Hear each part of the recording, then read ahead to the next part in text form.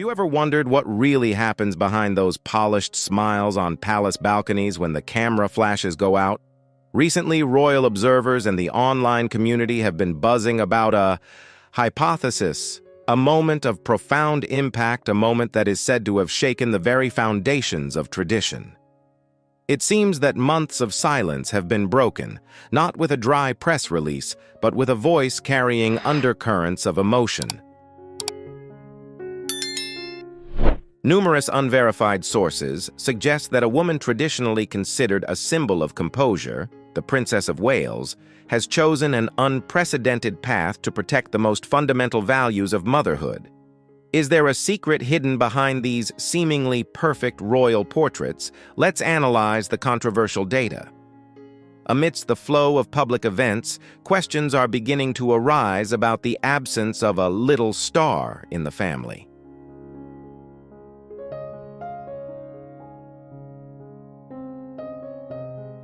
From Easter events to commemorative photographs, a strange pattern seems to have formed.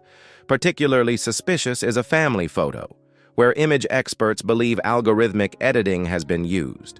The question here isn't just, where is the boy? But, why does the truth need to be covered with such elaborate layers of paint?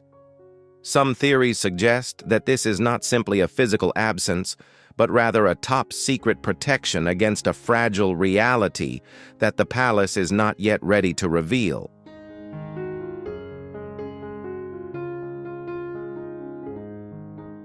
If the rumors are true, then this could be a revolution in thinking within those gilded walls.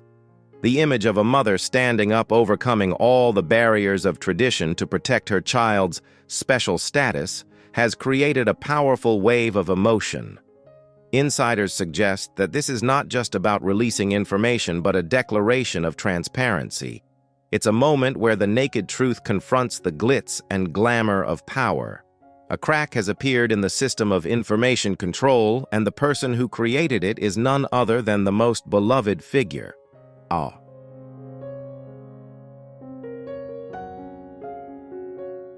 Is this the beginning of a new royal era, where truth reigns supreme over ritual, or merely another sad chapter in the history of long-established dynasties? The secret trips to medical facilities and the unusual silence of palace aides remain major unanswered questions. What do you think about the theories surrounding this event?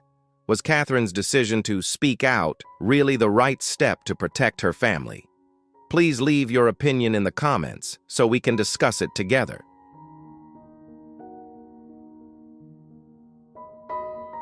The final straw, from the perspective of many observers, was the moment a solitary figure was captured, leaving the back entrance of a highly secure pediatric facility. Through the lenses of the paparazzi, a very different Catherine was seen, head bowed, withdrawn, and surrounded by unidentified steel machines. The palace chose to remain silent, but in the modern world, silence can sometimes be the most powerful form of communication.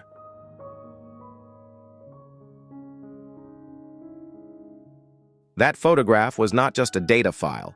It was a symbol of simmering anxiety, a testament to the undercurrents that had begun to pound the foundations of steadfastness. Mysteries are often not solved by public inquiry, but sometimes are revealed by a cruel twist of fate. There are theories that an accidental crack in a heavily guarded internal storage system allowed a file labeled "Top Secret" to slip out of the shadows.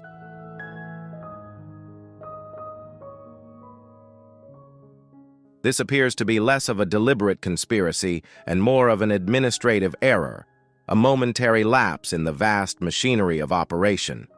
An internal memo containing identities and words of immense weight inadvertently fell into the mailbox of someone who should never have seen it. From there, an irreversible chain reaction began. This leaked document, if real, has opened a new lens through which to view the reality of the youngest prince.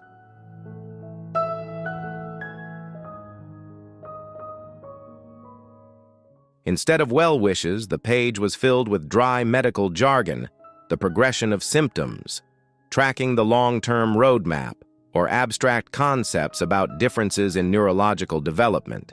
What is even more noteworthy is not just the medical diagnoses, but the strategy known as controlled narrative management.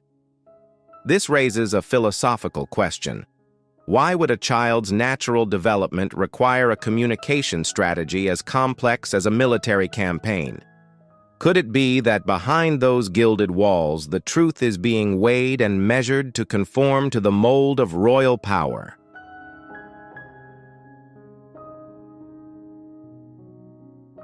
As soon as these pieces of the puzzle reached London's insiders, a real shockwave erupted behind closed doors. Telephone lines blazed and legal barriers were erected with lightning speed to stop the flow of information. But it seemed the dike of security had begun to crack beyond repair. An emergency meeting, a survival summit, was convened under the highest command. It wasn't just an effort to protect a medical record, but a battle to preserve the dignity and image of an institution against the pressure of the unvarnished truth.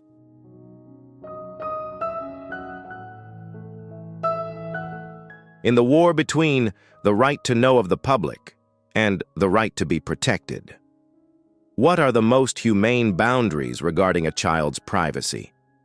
Is the palace's excessive control of information protecting Prince Louis, or has this very secrecy inadvertently thrust him into the eye of speculation?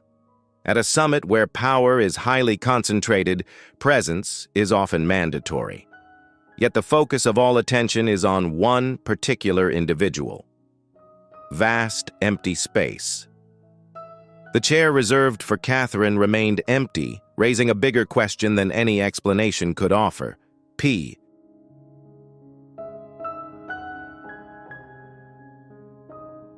Analysts have put forward a bold hypothesis. Is this a withdrawal to preserve emotions, or is it the silent strike? Defying a strict security system. Whispers in the hallways suggest that the woman who had always adhered to the rules may have known about the existence of the sensitive documents long ago, and her silence regarding the leak was her way of letting the truth find its way out. The recent leak has exposed an undeniable reality. The presence of the youngest prince is not simply an ordinary part of life, but seems to have become a part of it all. A tightly managed media project.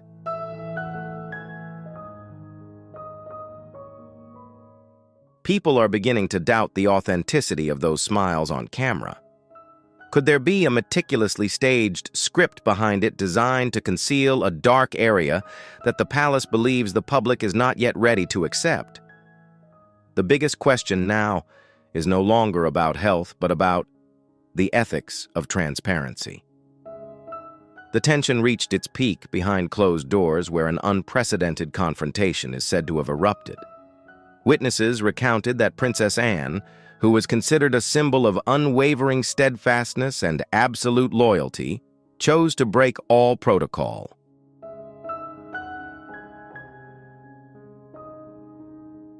In a moment when emotion overpowered reason, she confronted the head of the monarchy, not as a subject, but as an aunt seeking redress, the right to live authentically for her grandson. Accusations of a calculated silence and a betrayal of honesty rang out, shaking even the most solid stone walls. When the head of the monarchy offered arguments about preserving the image and state secrets, Anne posed a fateful question. Can a throne built on silence withstand the storms of faith?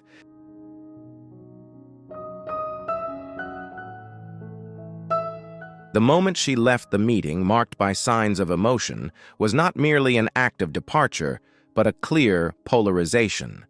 It seemed that Catherine's most loyal confidant had chosen to side with her with the naked truth rather than the veils of deception. We often say, "The truth will set us free."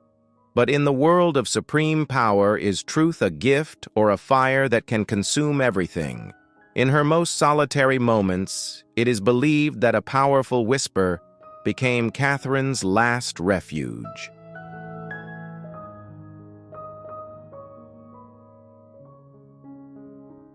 Do what your conscience tells you to do.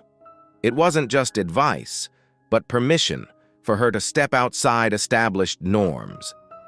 Many theories suggest that Catherine had prepared a final plan, an irreversible act, to protect what she held dearest. And at the heart of that event was a tangible yet powerful object, a handwritten letter hidden beneath layers of family mementos in a place even the closest could hardly reach.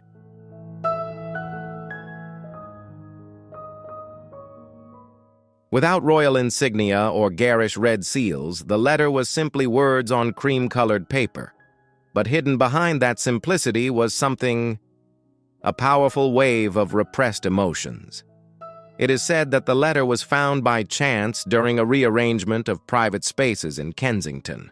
The opening lines were a painful apology. "If you find these words, I probably won't have the courage to face you directly anymore. That's not a press release, that's a confessions of the soul."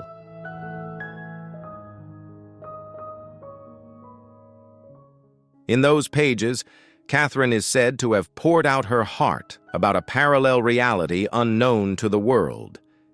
It describes long nights facing terrifying silence and the desperate search for hope from professionals under anonymous identities to avoid media scrutiny. Most painful of all are the descriptions of a child forcing a smile in front of the camera while inside a fragile reality was slowly crumbling. The letter exposed a harsh truth. The price of royal perfection sometimes comes at the cost of sacrificing one's most genuine human emotions.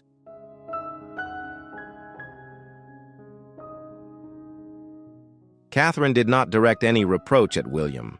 On the contrary, she described him as a solid pillar upon which the entire system rested.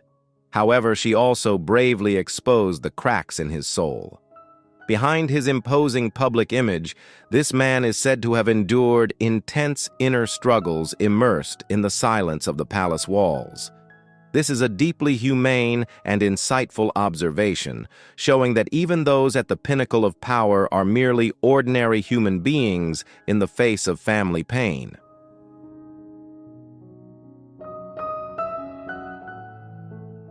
If this letter truly exists, is it a warning for the future of the dynasty? Can a dynasty continue to exist based on staged smiles, or is it time for truth to be respected as the most fundamental value? How do you feel about the pain of a mother having to choose between national duty and the call of her heart? If you see her as a symbol of courage, leave a 2. If you are skeptical about truth and tradition, leave a 5. Please like and subscribe so you don't miss out on the next discoveries. Your support is the strength that brings the truth to light.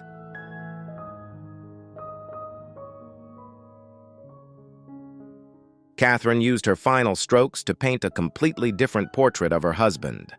Not a powerful prince, but a father with trembling hands, sleepless nights, and quiet moments by his son's bedside as night fell. It was a silent presence, a desperate attempt to rediscover a glimmer of family warmth amidst a cold royal court. Those who have read the letter cannot help but feel sorrow at the weight of these words. The boy was slowly fading into the shadows, yet they still demanded that he smile.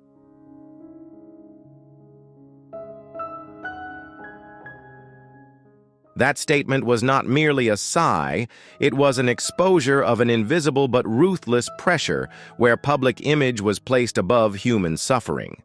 Insiders suggest that when the letter reached William at Sandringham, the place holding the most innocent childhood memories, a pivotal change occurred.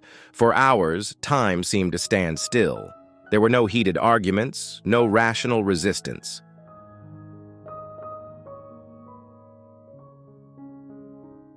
As William emerged from the room, his face pale, he seemed to have made a tacit decision.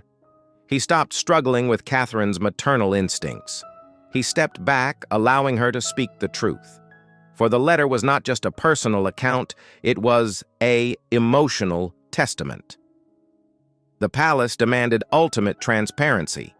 However, while the palace was still striving to maintain its impeccable facade, an unexpected act from a controversial figure turned everything upside down.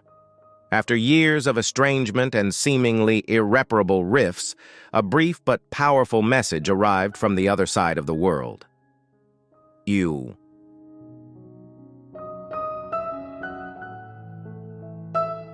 Many sources claim that it was the younger brother who had previously abdicated the throne who decided not to stand idly by.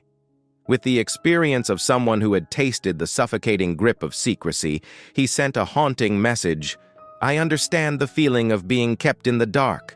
Let's not let history repeat itself." From thousands of miles away, the exiled prince witnessed the media storm raging against his sister-in-law and nephew. He recognized the terrifying similarities between the current media machine and what he had once faced.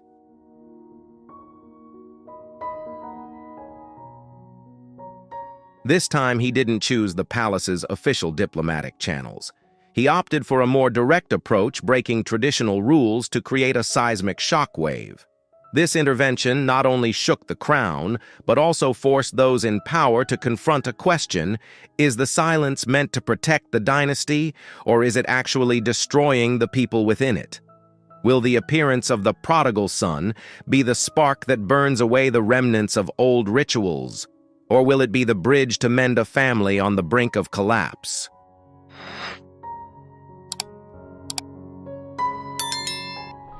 As alliances shift and truth begins to leak through the cracks of the throne, who will truly hold Louis's future in their hands?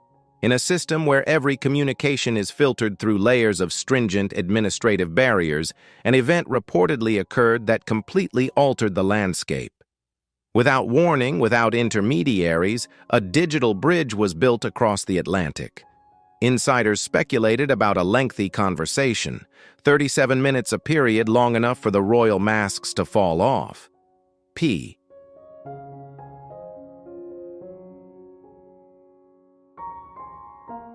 It wasn't a call between a prince and a princess, but a connection between two people who had once been plagued by the same thing: silence in the name of loyalty. Many sources believe that it was Catherine's younger brother, often labeled a rebel, who used his own scars to illuminate her path. He shared his feelings of being marginalized and the price of turning silence into a kind of religion for survival. The core message being conveyed is deeply thought-provoking. The world will never understand pain unless you allow it to speak.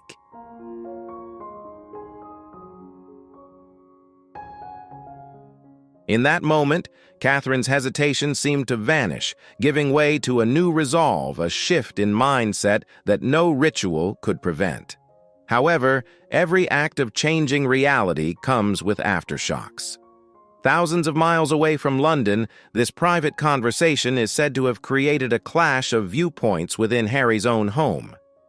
Psychological theories suggest that when old boundaries are broken, it inadvertently creates new anxieties about safety and personal principles.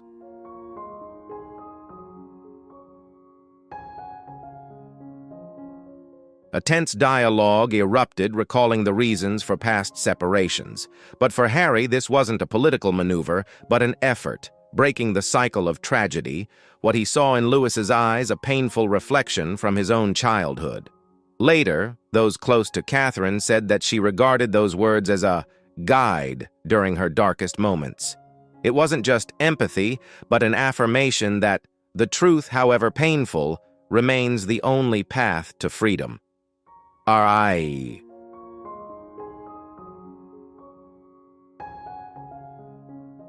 That 37-minute phone call became one of the most closely guarded secrets, yet its influence was evident in every subsequent step taken by the Princess of Wales.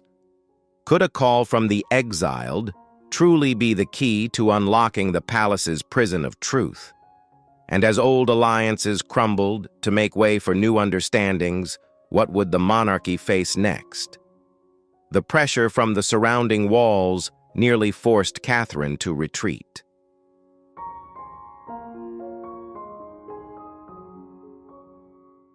But in her loneliest moment, a hand from the past pulled her forward.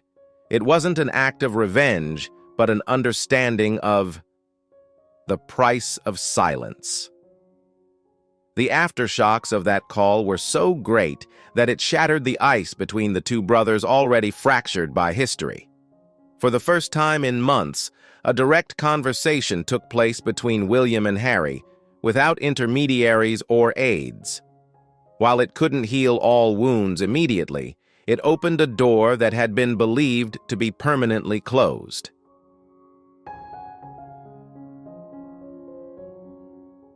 As resistance within the palace grew, a survival move was made from the very center of power. Just hours before the truth was scheduled to be revealed, a legal shadow fell over the dynasty. 2:43 a.m. a secret order was issued bearing the name Immediate Red Category Intervention Protocol. This is not merely an administrative document. It is a desperate attempt to silence an individual's voice in the name of institutional stability. The sole objective to prevent Catherine's speech at all costs.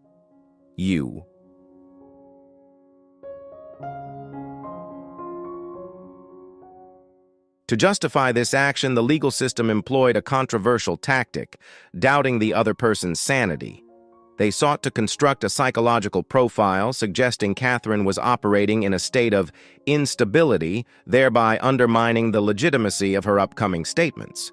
This was a direct blow to her standing not only as a member of the royal family, but also as a mother. They revived an ancient clause forgotten for nearly 70 years, allowing the monarch to intervene in internal communications if they were deemed a threat to the survival of the monarchy.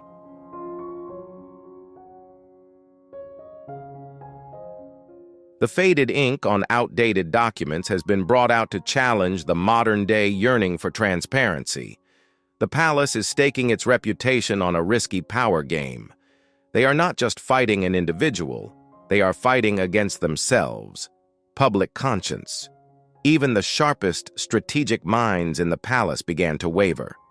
It became clear that this was no longer a mere security measure, but had become a major undertaking. Suppression of voices. It took place right in the heart of the kingdom.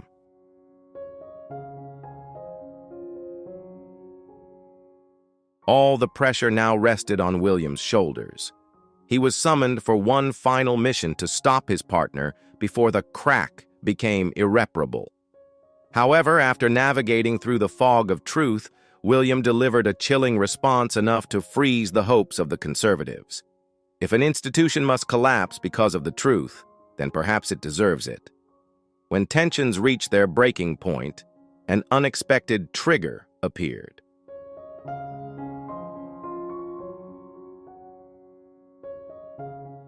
An aide in a moment of awakening to conscience decided to bring the gagging protocol to light. In the blink of an eye, the world witnessed an unprecedented virtual parade. Hashtag let Catherine speak up. It became a global wave breaking down all media barriers. From social activists to ordinary citizens, everyone formed a public opinion siege, forcing the palace to confront the truth.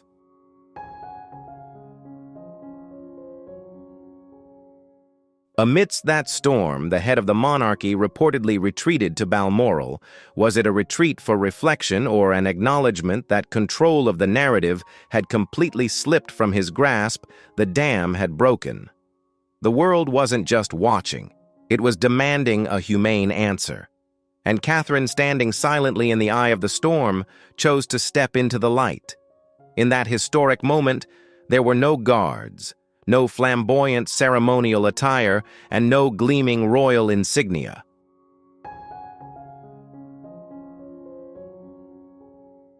In front of the camera stood only one woman, a mother preparing to speak from the beat of her heart, not from a prepared script. It wasn't the Princess of Wales reading the announcement, but a naked Catherine, faced with the truth. Her voice trembling, but possessing the strength of a mountain, she confirmed what millions had feared. The youngest prince was facing a different neurorealities, a rare syndrome that has permanently altered the course of their family's lives.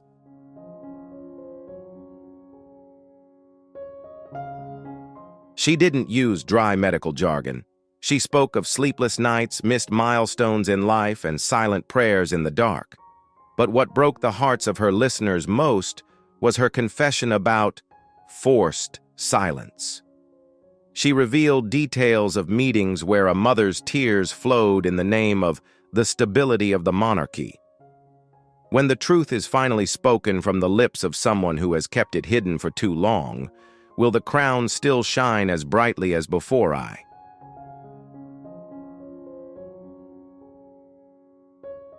Or is this the beginning of a new era where sincerity becomes the most valuable asset of a modern monarchy?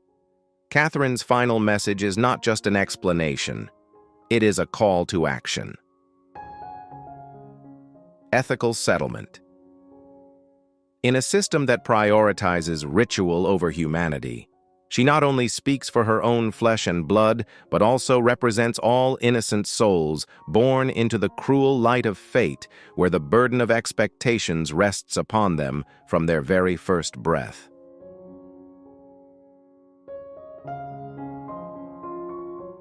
She demanded a radical change, making compassion the guiding principle instead of rigid rules. It was the moment the world realized that behind those impenetrable iron gates were not distant entities, but a mother willing to sacrifice all her titles to protect dignity for her child. Midway through the speech, one sentence resonated with millions, shattering the illusion of royal separation. "You are still my only joy, and I will never let you face the darkness alone."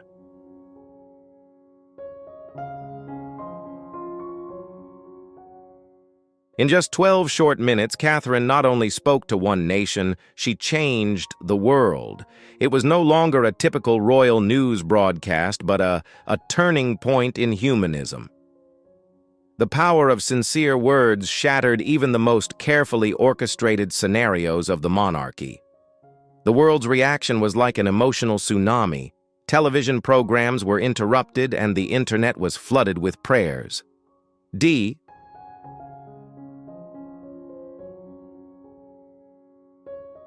People wept, not only for a young prince they had never met, but for the courage of a mother who dared to stand up and tear apart the veil of secrecy. Candles were lit everywhere as a symbol of solidarity. The distance between commoners and royalty seemed to vanish in that moment, giving way to a sacred connection based on pain and pure love. However, while the world was stirred by her message inside the palace, an eerie silence reigned.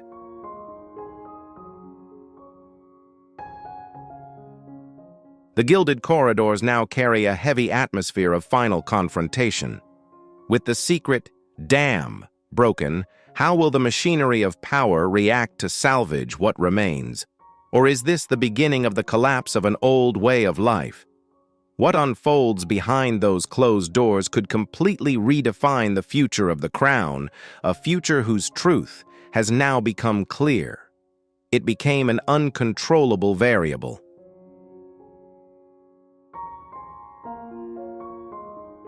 Following Catherine's shocking confession, the opulent corridors, usually filled with the sounds of discussions, fell into an eerie silence. This wasn't an attack from an external enemy, but an explosion from the very heart of the system, where the truth was uttered by the woman once considered the most silent pillar. Overnight, a nationwide purge of beliefs took place. Fiery questions began to grapple with core values. Why would an institution claiming to protect demand silence from a mother?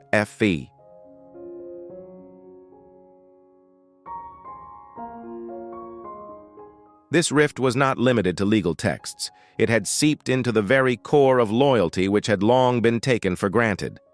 Faced with the threat to his throne, the king made an unprecedented decision: retreat into the shadows of contemplation.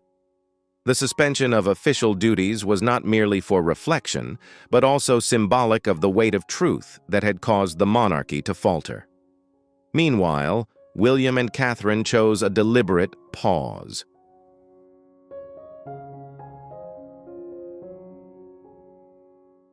There were no flashy trips, no smiles for the cameras. This wasn't a strike, but an affirmation that the royal performance cannot continue when its heart is bleeding. Their absence was the most powerful answer, garnering profound sympathy from across the continent. This seismic shift forced the advisory apparatus to undertake a major overhaul of the rules. The concept of royal minors is being redefined. Discussions are beginning about restoring peace to these children, freeing them from prearranged scenarios until adulthood.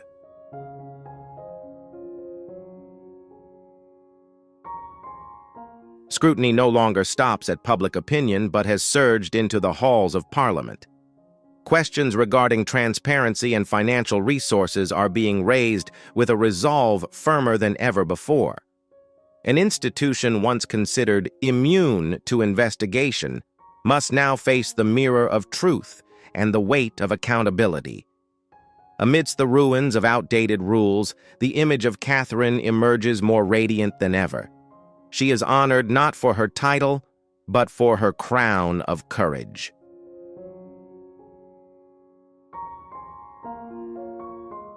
The newspaper and the people bestowed upon her the highest honor, Queen of the people's hearts. This event sparked speculation about an earlier-than-expected transfer of power. Could this be the beginning of a comprehensive reform where William and Catherine would step up as architects of a transparent future? Though the palace maintained a tight silence, the resonance of Catherine's voice created a new reality, one where sincerity reigned supreme.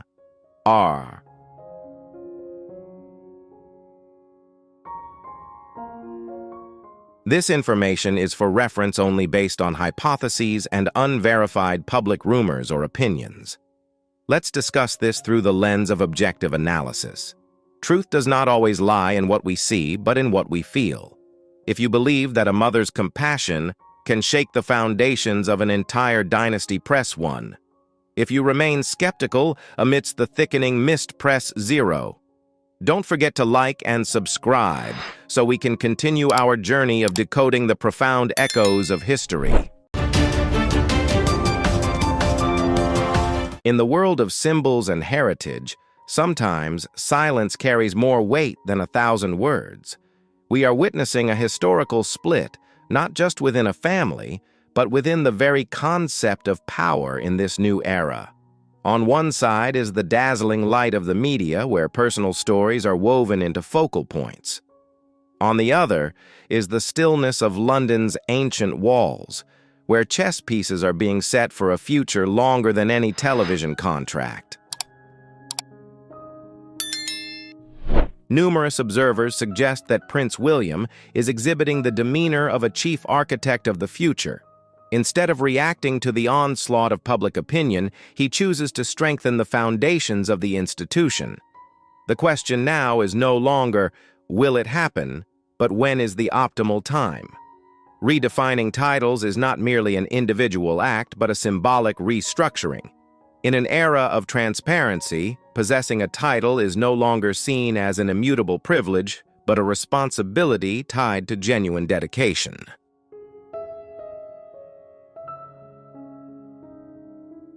Across the ocean, we see a familiar motif, the clamor of press releases and the relentless pursuit of prominence in the global news flow.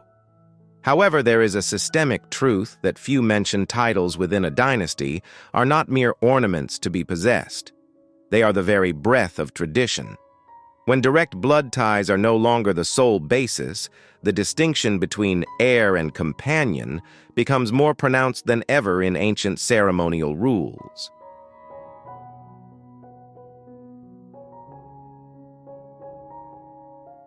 While the world is preoccupied with analyzing dramatic interviews and memoirs in London, a new blueprint for the monarchy is emerging. These are not petty debates. This is the transformation of an institution to adapt to the 21st century. With a single signature, the structure of a millennia-old heritage can be rewritten, discarding elements no longer relevant to safeguard the overall existence. Will individual freedom or family duty prevail on this chessboard of power? The answer lies in patience, for in the game of dynasties, the winner is not the one who speaks the loudest, but the last one standing when the spotlight fades.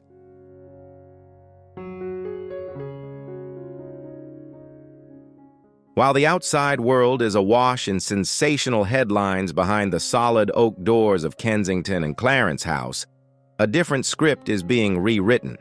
No cameras, no bombastic pronouncements, just strategic records and quiet discussions that have dragged on for years. To understand what is truly happening, we must look into the intellectual divide between the two generations of top leadership, the current crown holder and his successor.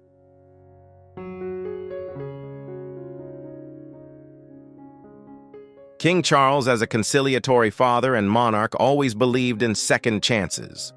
His philosophy was one of tolerance, an attempt to mend rifts with afternoon tea and patience. He saw the prodigal sons, but Prince William saw the systemic risks. William arrived at a far more stoic and realistic conclusion. Institutions cannot exist based on emotions.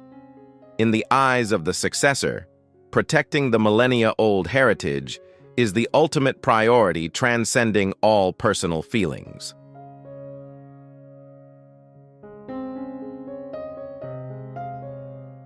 What is being quietly built is not a plan for revenge, but rather a self-defense mechanism.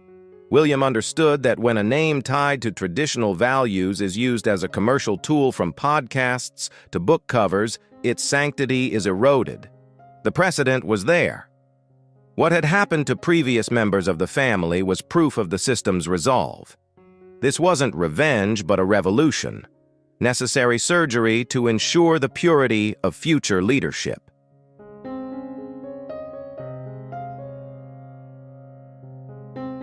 There was a pivotal moment in those private conversations where William bluntly pointed out that ill-timed benevolence could become a vulnerability for widespread instability. He believed that to protect the monarchy from media attacks and destructive revelations, they could not continue to remain silent in the old ways. This contrast created tremendous pressure on all parties involved.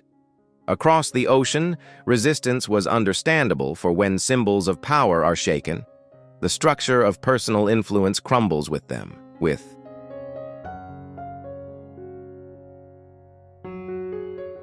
The history of monarchies has always been a process of purification for survival. William is playing a game of chess where he has already moved many steps ahead. This is a battle between one side that wants to preserve unity through affection and the other that wants to maintain dignity through discipline. Ultimately, time will tell, can an institution survive if it does not dare to let go of the parts that are no longer compatible.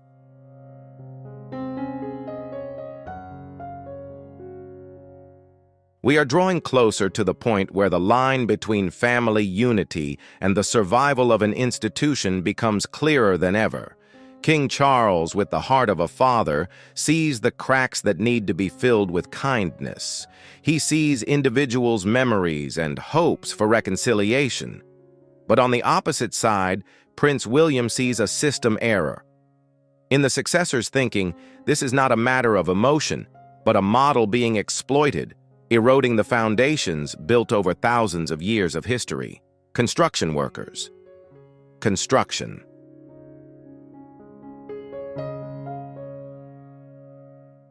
William isn't waiting for the future. He's shaping it right now. Behind the velvet curtains lies a strategic council, not a group of fleeting crisis management experts, but constitutional historians and masters of political science. They are the ones who understand the concept to its core. Authority. Their mission to draft a comprehensive framework to protect the monarchy from the upheavals of the new era. This wasn't an immediate response to a documentary or a memoir, but a complete overhaul of the British royal operating system.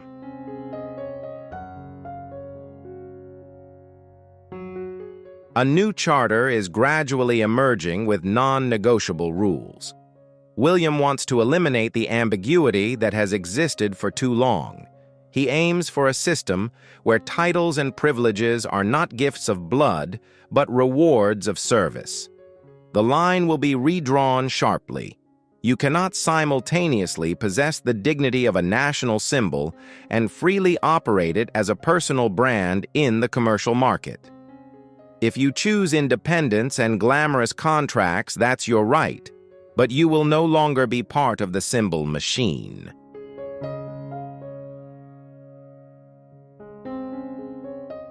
William's plan was revolutionary because it shifted power back to the incumbent monarch through clear legal mechanisms. The decision of who stayed and who left would not be based on anger or personal feelings, but on a single criterion: commitment. This has been done historically for individuals who damage the public goodwill, and now it's been standardized into an operating procedure. Once you step outside to pursue your own values, you'll have to shed the protective coat of royalty.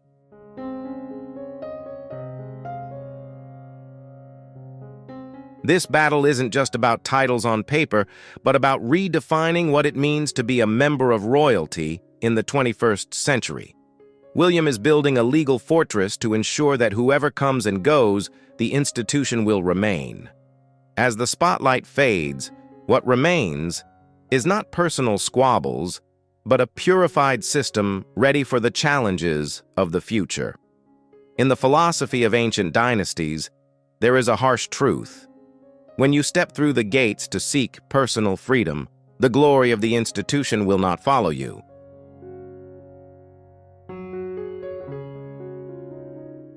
Remember, in the philosophy of thousand-year dynasties, once you choose to step outside in search of freedom, the halo of heritage will never follow you. Facing these cold yet visionary maneuvers, how do you feel about Prince William's actions? If you support this decisiveness and believe it is a vital step to protect the legacy, leave a number 2 in the comments. If you feel these rules are too harsh and lack compassion for family, leave a number 5. We look forward to seeing your choice in the comments below.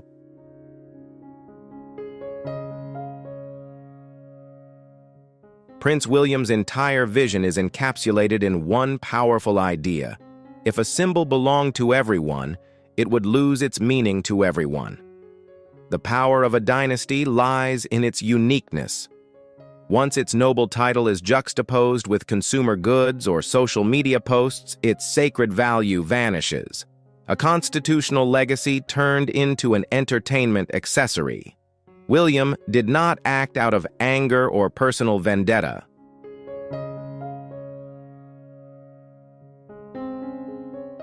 He is acting as a strategist, looking 50, 100, or even 200 years into the future. The question he is asking is not how to please all family members, but rather, what does this institution need to survive in the future? His answer was the limitations. The boundaries were clear, strictly enforced, and non-negotiable. To achieve this, a strategic brain was established, drawing on models from Nordic monarchies such as Sweden, Denmark, and the Netherlands, places that successfully modernized by streamlining their bureaucracy and redefining the value of service.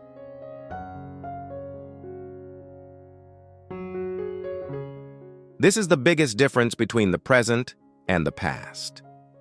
While King Charles always sought a compromise, a balance between family ties and responsibility, William's approach was binary, in or out. According to him, this is not a family company where members can join or withdraw according to their personal lifestyles. It is an institution with a supreme purpose. All participants must be fully committed or completely separate. There is no room for half-hearted solutions where people want to enjoy the privileges of the crown while simultaneously pursuing private commercial deals.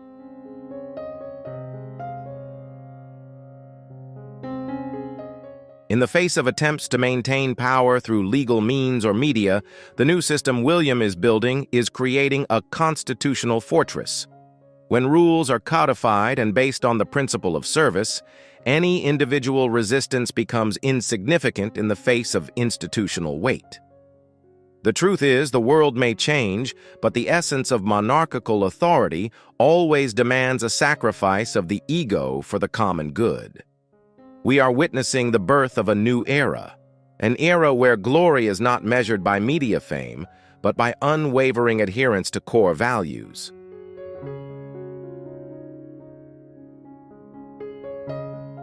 William is proving that to protect a crown, sometimes one must learn to say no decisively, because ultimately only what is truly pure can endure the test of time. There is a truth that the media often overlooks glittering titles never belong to a specific individual. They are not inherited property or permanent possessions. In the structure of the British monarchy, every title is borrowed from the throne. When the connection to the source of power is shaken, those titles can return to where they originated. This is not a typical property dispute, but the reclamation of constitutional symbols.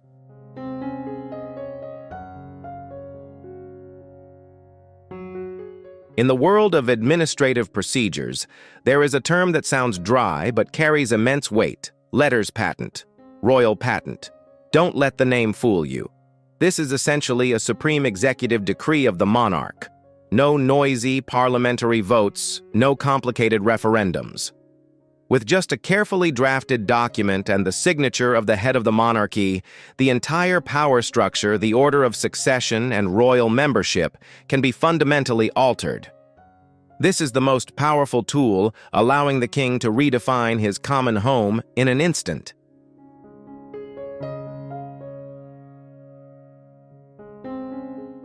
To understand this power, we must go back in time to 1917.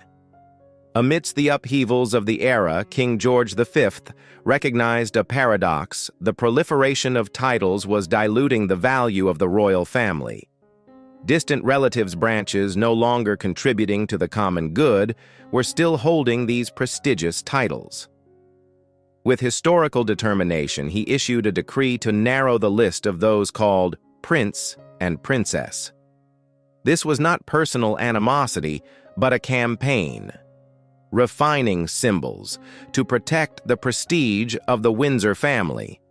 History is witnessing a repetition of that mindset in the new era.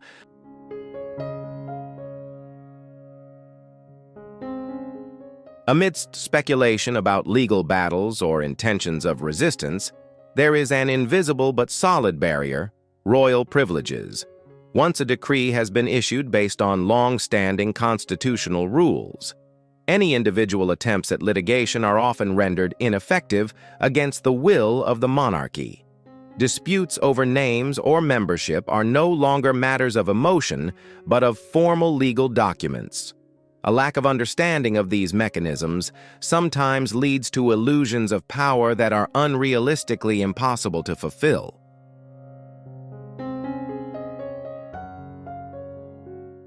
Eventually, the media frenzy would die down, leaving only the archived documents in the National Archives. William and his strategic council understood power lay not in debate, but in wielding the pen that wrote the rules. Once the decree was signed, history would turn a new page, and those who failed to adapt to the new rules would become mere footnotes in the flow of time. In the world of long-established institutions, seismic changes rarely came from public debates or noisy elections.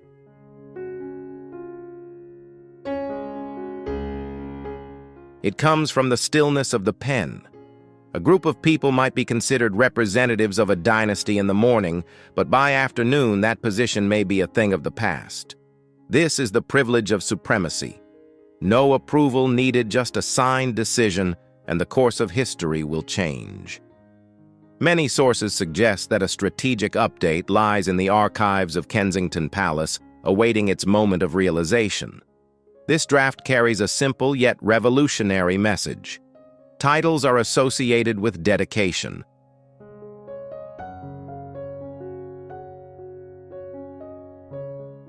Only those who are truly present and serve the institution full-time are allowed to wear the official emblems. The rest will be returned to the warmth of their families, but no longer as representatives of the nation. This is a step aimed at protecting the rarity and value of the royal brand in the 21st century. Imagine the power of a title. For individuals who have built entire personal empires on a single word such as Duchess, stripping them of official recognition is a devastating blow. Identity reconstruction thoroughly.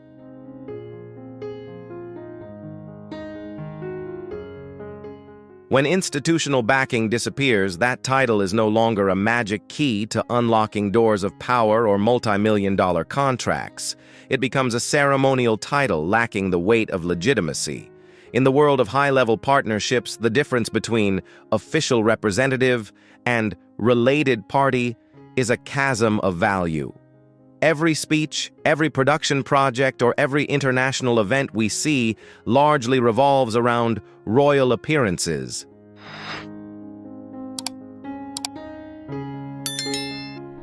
But what happens when the energy supplying that aura is cut off? When an individual abandons their status to seek independence, they inadvertently put themselves to a harsh market test. Is personal value great enough to survive without the shadow of the crown? William understood this better than anyone. He didn't need to fight. He simply needed to clarify the boundaries. Look at what has been built. From audio programs called archetypes to literary works signed with a prestigious title.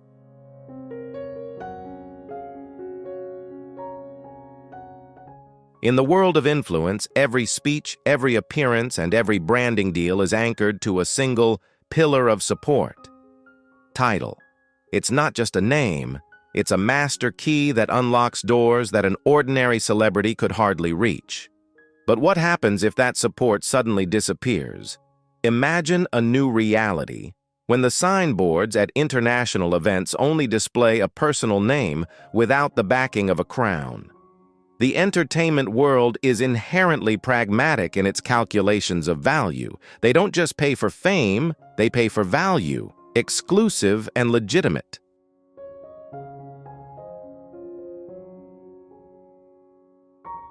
Without those sacred words, would the allure remain intact? Fame may be brilliant, but it is often fleeting, while an institution thousands of years old possesses the power of permanence. When the radiance is cut off from its roots, the foundation of an entire personal empire will begin to show cracks in its values. Prince William did not act in ambiguity. He had deeply studied how neighboring dynasties adapted to the times. One particular case caught his attention: Queen Margrethe II's decisiveness in Denmark.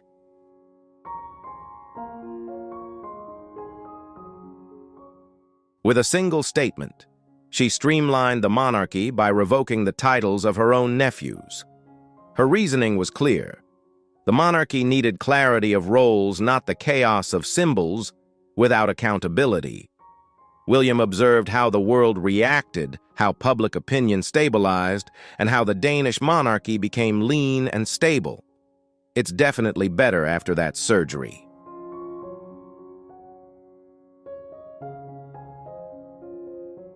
The confidence of the British heir to the throne stems from understanding that preserving a great heritage sometimes requires making difficult decisions. Restructuring doesn't necessarily have to be a dramatic face-to-face confrontation. It can unfold quietly through official channels, yet its impact can be transformative. When the rules of legitimacy are enforced, the line between a person of royal lineage and one media star, it will become unmistakable.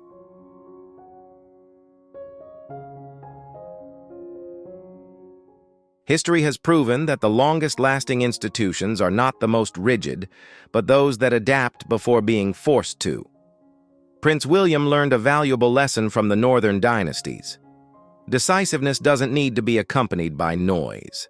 In Denmark, a symbolic transfer of power took place quietly, decisively, and without compromise. The goal wasn't to please everyone, but to protect the centralization and transparency of the royal family.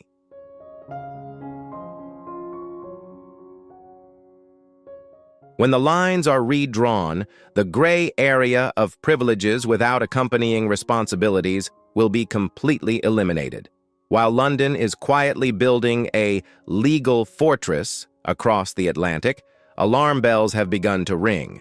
Terms like restructuring or title reform are no longer whispers in palace corridors, but have become an existential threat to a functioning media empire.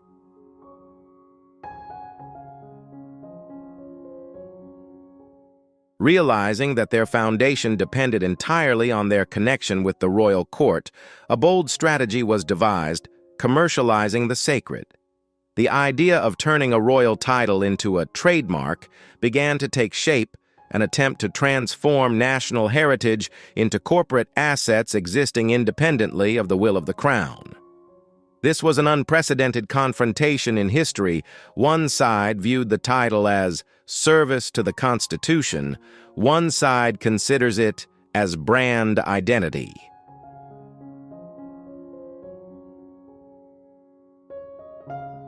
If a title is registered as intellectual property, it becomes a business tool, a legal entity beyond the control of the monarchy. But can a signature on commercial paper replace the weight of thousands of years of tradition? William and his constitutional experts are facing a thorny question. How can we prevent the transformation of a national symbol into a personal marketing tool without creating a global legal crisis?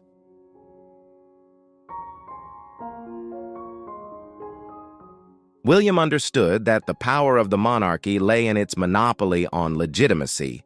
Once you allow a family member to privatize a title for commercial purposes, you inadvertently open the door to the disintegration of the symbol.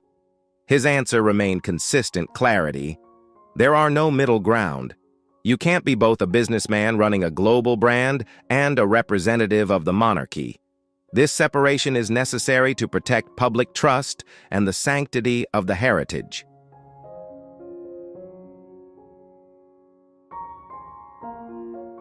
This battle isn't just about titles on book covers or podcasts. It's a battle to redefine the value of honor in the 21st century. When strategic plans clash with commercial ambitions, what ultimately remains will be what is most authentic. History will remember those who dared to draw painful lines to protect the whole, rather than those who sought to possess a piece of the spotlight for themselves. In the game of symbols, the final piece always belongs to the one who holds the power of legitimacy.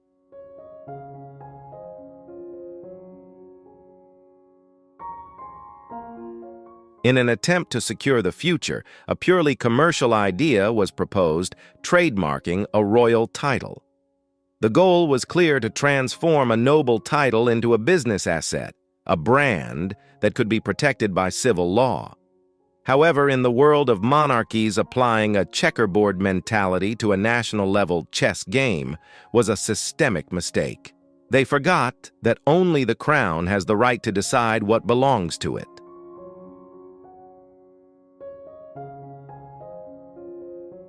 Before the initial paperwork was even completed, the palace was a step ahead. Without any public debate, Prince William's advisors had established a legal, protective perimeter. They had quietly activated stringent regulations regarding the use of the royal title for commercial purposes. All escape routes were blocked, all loopholes closed. This was not an immediate reaction, but the result of a methodological study by leading historians and strategists.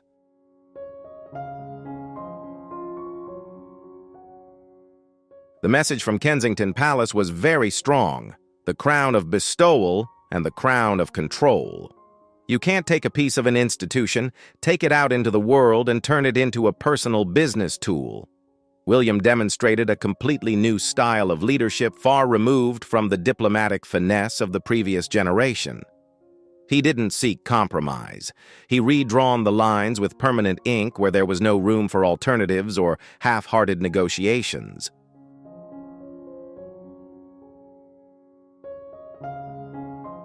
Most remarkably, William's team didn't need to create new rules.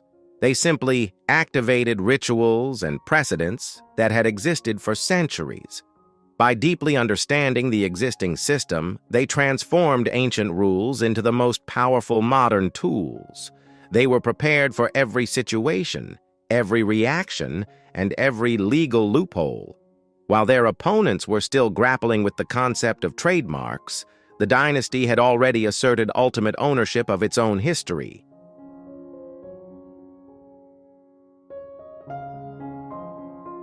Throughout a millennium, the monarchy has faced countless tests of power. Every time it was challenged, the system did not collapse, but instead gave rise to new self-defense mechanisms. What Prince William is currently implementing is, in essence, a renaissance of old values within a modern context. Without needing to invent new laws, he and his team are simply dusting off long-standing protocols, rules that had been forgotten but still carry the primal weight of legitimacy.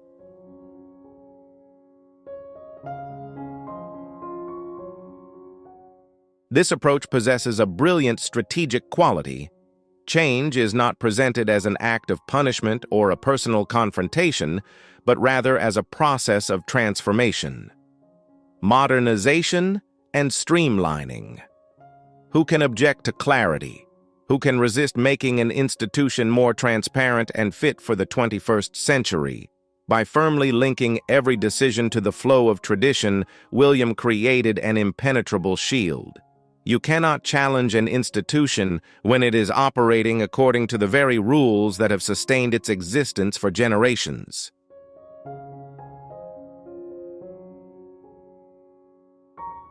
After years of turmoil and relentless media attention, the palace is now enveloped in a completely different atmosphere: confident stillness. The defensive, passive attitude has vanished, replaced by a proactive and visionary demeanor.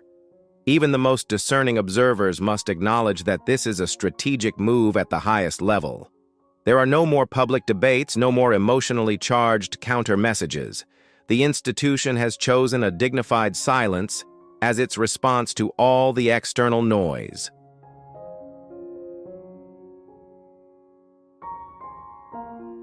William has proven that he is no longer someone waiting for his turn. He is truly leading and reshaping the monarchy right now.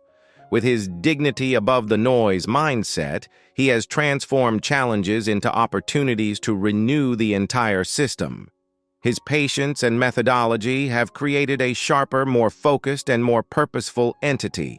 While personal stories continue to unfold in the newspapers under changed conditions, the crown has completed its self-purification to stand firm against the tide of time.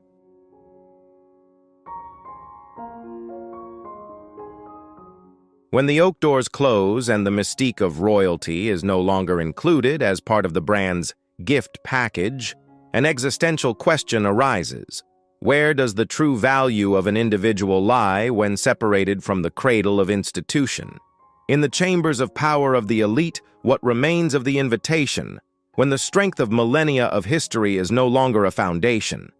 This is not a personal attack, but a harsh test of self-reliance.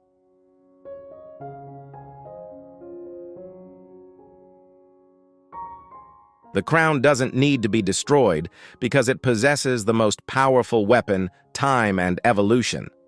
It doesn't need dramatic confrontations or noisy acts of retaliation. Instead, it chooses to adapt, using the very systems that have sustained its position for 10 centuries to address modern challenges. This is the operation of a machine refined by blood and fire, knowing how to turn every upheaval into a springboard for survival.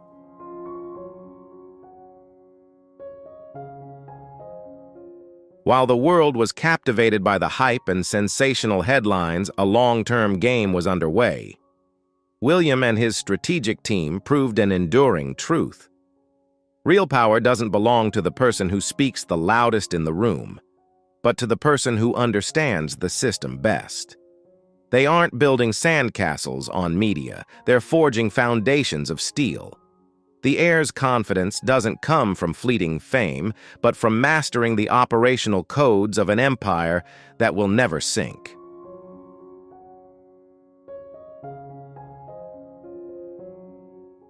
The crown doesn't need to destroy anyone.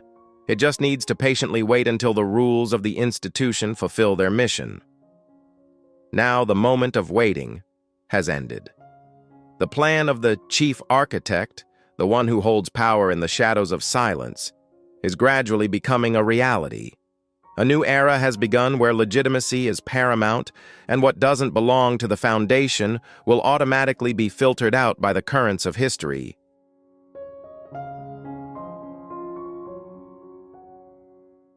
Ultimately, the biggest question remains: as the borrowed glory of the crown fades, what will truly remain behind the titles.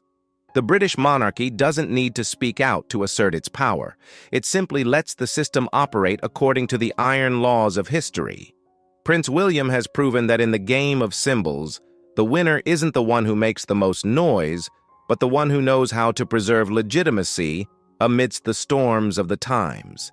Is this a necessary reconstruction to protect a millennium-old heritage, or a harsh step for those who have chosen their own path?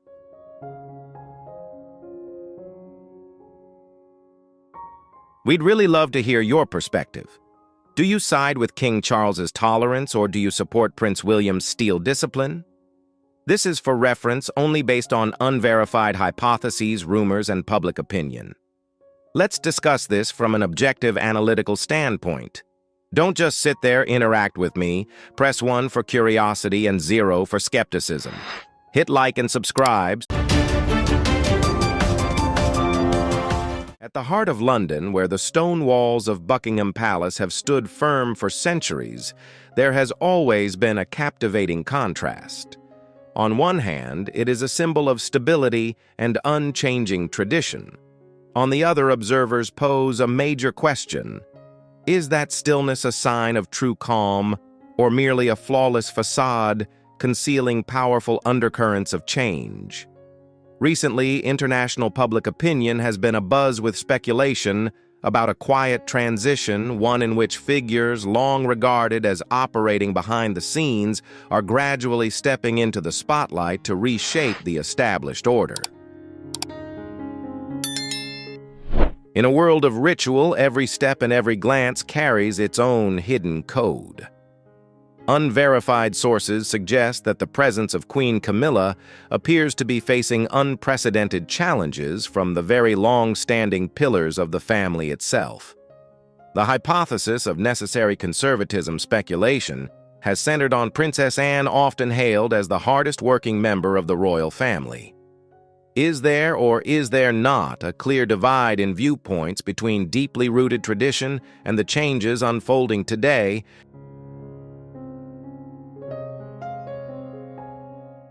Some analysts suggest that Anne may be assuming the role of a guardian of legacy, one for whom the stories of the past are not easily erased by time. The alliance of the future, the emergence of Princess Kate within this narrative, only adds to the drama of the hypothesis.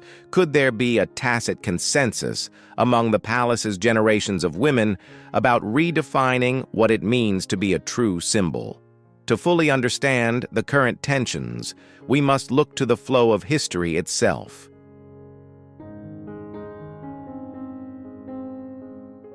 This is not the first time the monarchy has faced a convergence of divergent opinions. From the transformative reforms of Henry VIII to the controversial romances of George IV, royal history has always been a series of choices between personal emotion and public duty. It seems that every era requires a catalyst for evolution, and in the hypothetical scenario we are examining, Camilla's presence may well represent the greatest test of the monarchy's capacity to adapt in the 21st century.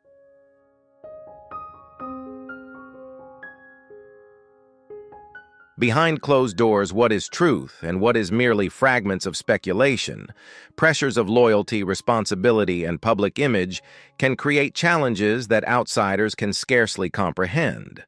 Are we witnessing an internal reckoning aimed at long-term sustainability, or are these simply the inevitable aftershocks of a monarchy in transition? Where will these changes ultimately place the British royal family on the map of history? What do you think of this hypothesis? Share your thoughts in the comments below, and together we will decode it in the upcoming discussions.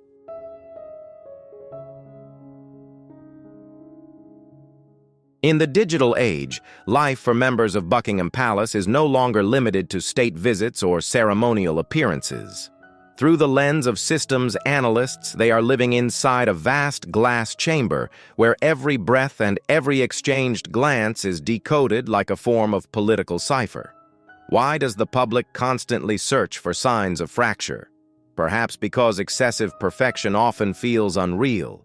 As a result, even the smallest gesture from King Charles or other members can become the focal point of a storm of speculation about secret alliances or simmering animosities beneath the surface.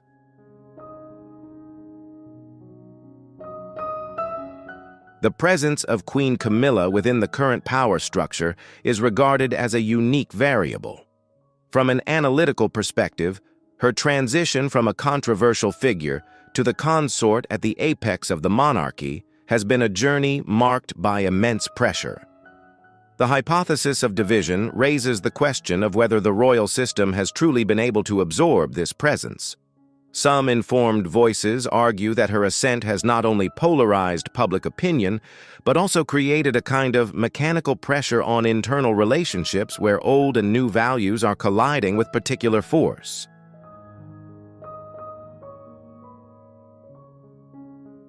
If the royal family is viewed as a smoothly functioning system, then the departure of Harry and Meghan represents a structural rupture that is difficult to conceal.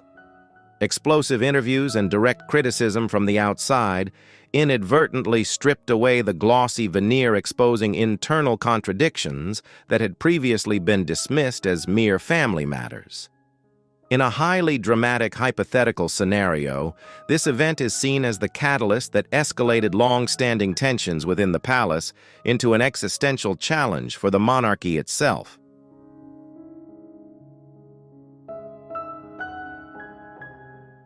The focus of attention is now converging on a figure who is discreet yet formidable, Princess Anne. In in-depth analyses, Anne is often portrayed as a guardian of the monarchy's most exacting standards. Hypothetical analysis asks whether there could be a shocking revelation from her regarding the queen consort's position. Some bold theories suggest that Anne may be acting as an arbiter, raising serious questions about whether Camilla's presence aligns with the system's long-term future. If true, this would not merely be a personal disagreement, but a struggle to safeguard the integrity of the dynasty itself.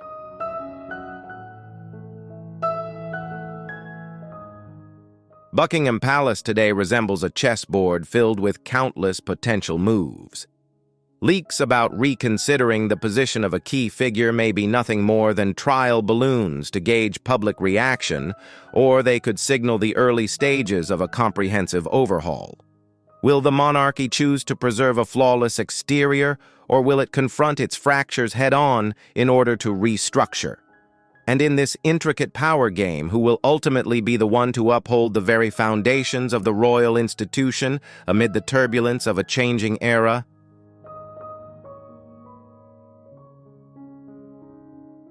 In a system whose existence is measured in millennia, each individual functions like a cog within a vast machine.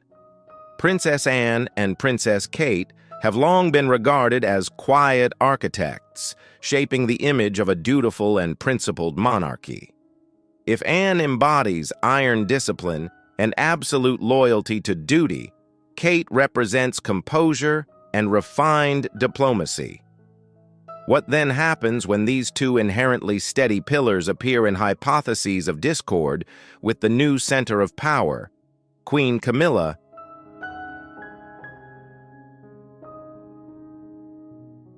Let us view Princess Anne through the lens of a guardian of legacy.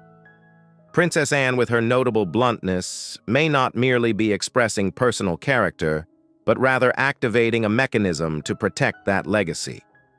Her caution toward Camilla is not personal animosity, but a systemic self-defense response. In the eyes of conservatives, disruption within the royal family represents a dangerous variable. Any confrontation at the coronation banquet, if it occurred, would not be a personal clash, but a confrontation between conservatism and adaptation.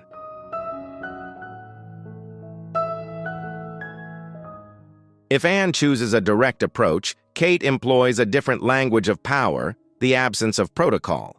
In symbolic analysis, circles the act of not curtsying during the coronation is considered an explosive detail. Within the royal system, a curtsy is not merely a gesture of respect, it is an acknowledgement of hierarchy. The absence of this gesture from someone as impeccably protocol-conscious as Kate raised a significant question. Was it a simple oversight or a silent declaration of reluctance to fully accept a new order?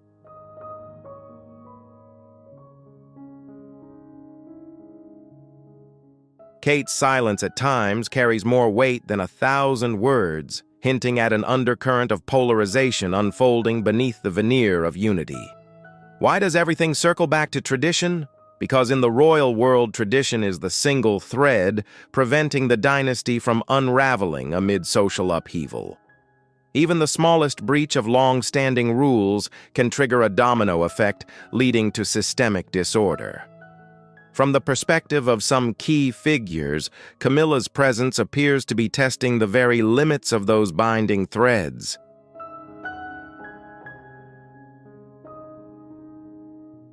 Buckingham Palace is not merely the residence of a family. It is a battleground of ideologies.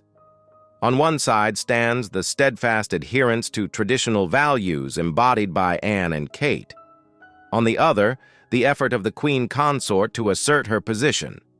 Are the notions of removal or purification raised by these hypotheses truly taking place, or is this simply a painful process of adaptation, allowing the monarchy to move into a new era?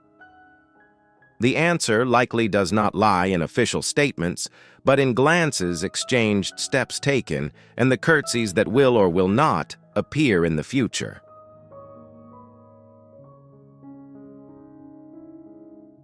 In the royal world, a curtsy has never been merely a gesture of politeness. It is a digital signature affirming hierarchy, an absolute acknowledgement of power and status. From a systems perspective, observing how members bow to one another is how the public deciphers the true power map of Buckingham Palace.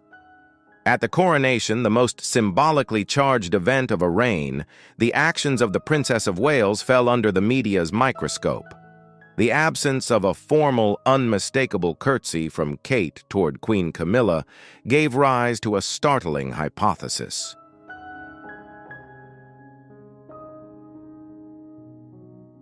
Was this merely a technical oversight or a subtle message sent from the future of the dynasty? Before we delve deeper into the ghosts of the past surrounding the palace, I'd really like to hear your perspective. Based on the analysis so far, do you see Queen Camilla as a woman of resilience and capability, or simply as a fault line causing division? If you support her and believe she is competent, leave a comment with the number 2. If you disagree with her current position, leave the number 5. And don't forget to hit like and subscribe right now, so you won't miss the next episodes where we continue to decode these shocking developments.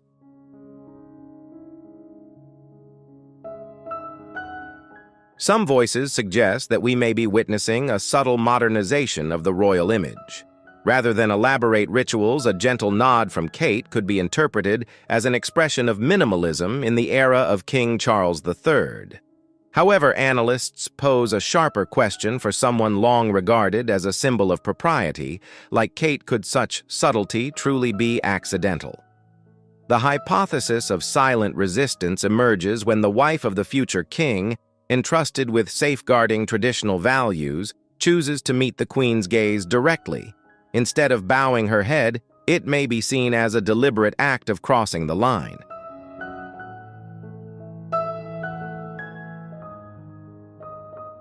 Is Kate setting a new boundary for respect and power? To understand the current tension, we cannot avoid invoking a name that has become legendary: Princess Diana. Consider a hypothetical question. If the consort on the throne that day had been Diana, would the atmosphere at Buckingham have been different? The legacy of the past weighs heavily, and a widely held hypothesis suggests that Camilla's presence remains an unhealed scar in the hearts of the princes and those most deeply tied to Diana's enduring legacy.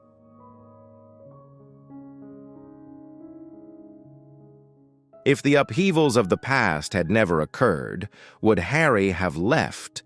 Would the rift between the brothers have grown so deep? Perhaps behind Kate's steady gaze lies a convergence of emotions that have never been spoken aloud. Could she be acting as a representative of a shared, unvoiced sentiment held by those who believe that position once belonged to someone else? Even so, we must acknowledge a harsh reality in the royal world. Personal emotion is often required to yield to law and absolute order. Kate Middleton is not merely a woman with private thoughts, she is a model for future heirs.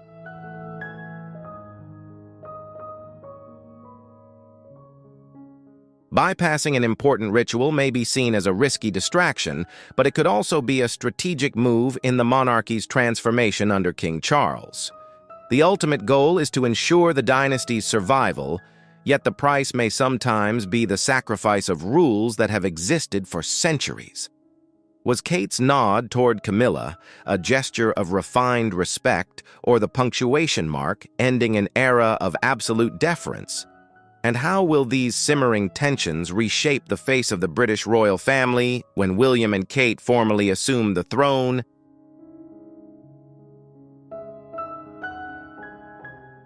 Every detail, no matter how small, may be a fragment of a major transformation we are only just beginning to perceive. In your view, are the silence and shifting gestures of the Princess of Wales a sign of modernization, or do they reflect a divide that cannot be healed? The British monarchy, an institution built on pillars of permanence, now appears to be standing at a historic crossroads. To survive in the 21st century, this system may be forced into a process of natural selection, preserving its core values while letting go of rules that have grown rigid with time.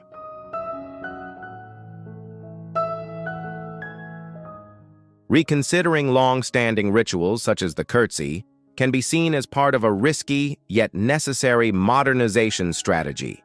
The ultimate aim is to ensure that this transition does not undermine the foundations of the monarchy while remaining flexible enough to avoid being dismissed as a relic of the past. From the public's perspective, the actions of the Princess of Wales have sparked a fascinating wave of mixed reactions. Rather than being viewed as a mistake, many have interpreted them as a breath of fresh air. The hypothesis of independence emerges here.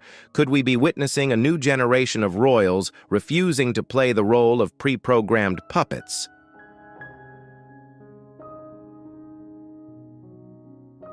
Some observers argue that the willingness to challenge rigid rules reveals Kate's independent mindset, where personal emotion and perspective are beginning to carry greater weight than centuries-old values.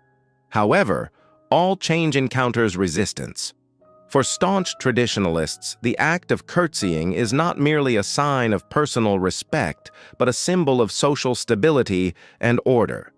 They believe that no individual, no matter how influential, has the right to stand above legacies that have endured across generations of reigns.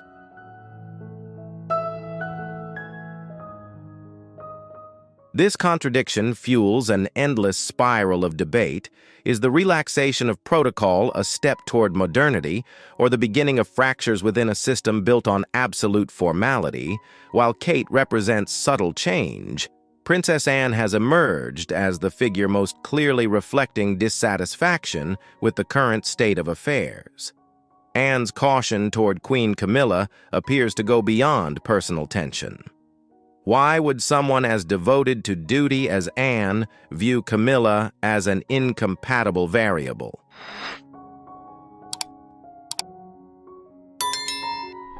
Perhaps in her eyes, Camilla's presence carries past mistakes and controversies that could cloud the perceived purity of the monarchy. The royal drama thus becomes not merely a story of personal relationships, but a struggle to protect a standard that Anne believes is under threat. The transformation of Buckingham Palace is a quiet, yet highly dramatic process, its pace shaped by internal acceptance and reactions from the outside world. The controversies surrounding Queen Camilla and the responses of the two princesses are simply the latest chapters in a history book that is being rewritten in real time.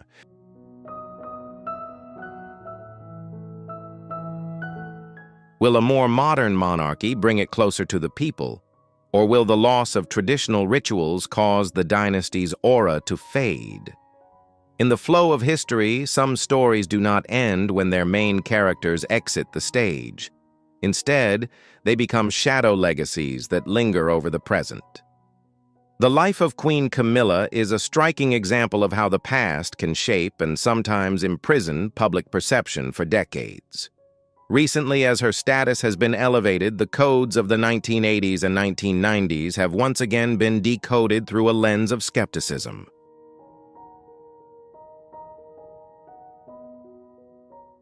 Are we witnessing the mercy of time, or simply a perfectly executed media campaign designed to reconstruct an icon once rejected? Let us turn back to the turbulent era of the 1980s. In socio-psychological analysis, the bond between King Charles III and Camilla has often been described as a parallel system existing outside the framework of traditional royal rules. The arrival of Diana, the People's Princess, established a standard of purity against which any external intrusion was perceived as a serious systemic fault.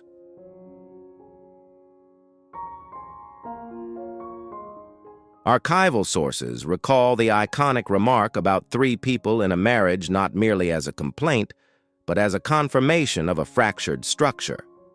Camilla's long-standing presence in the shadows inadvertently forged her image as a counterweight to Diana, ensuring that every step she later took would be subjected to intense scrutiny. The year 1994 is often viewed as a breaking point in the monarchy's image strategy. The explosive interview with Jonathan Dimbleby was not simply a confession of an unconventional relationship, but through an investigative lens, a high-risk attempt at enforced transparency.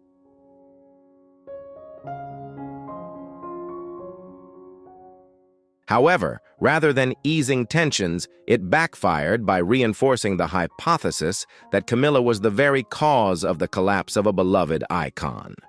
In the eyes of traditionalists and Diana's admirers, Camilla appeared to be permanently cast as a disruptor of order, a stain that no title could easily erase. The tragic events of 1997 in Paris were not only a profound loss for the monarchy, but also a turning point that completely reshaped Camilla's position and destiny.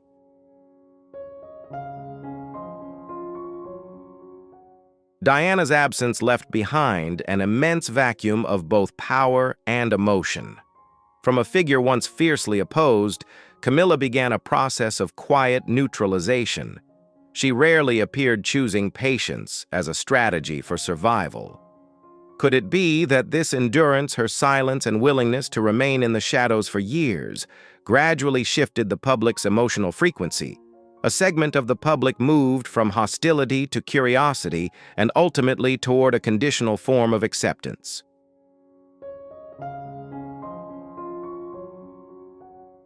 Today, as Camilla officially stands at the pinnacle of her role as queen consort, old questions continue to linger.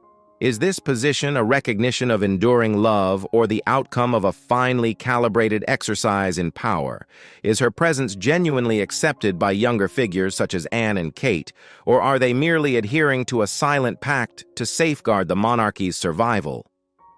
The past may have receded, but the fractures it left behind remain an inseparable part of the modern royal landscape.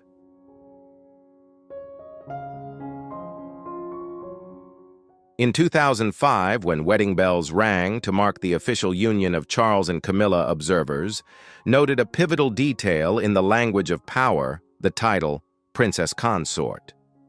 Why not Queen from the outset? Through the lens of systems analysts, this was not merely a name, but a form of public opinion buffer. One hypothesis suggests that the palace was making a strategic calculation. At the time, they understood that Camilla's presence remained too powerful an emotional trigger for those who revered the memory of Diana.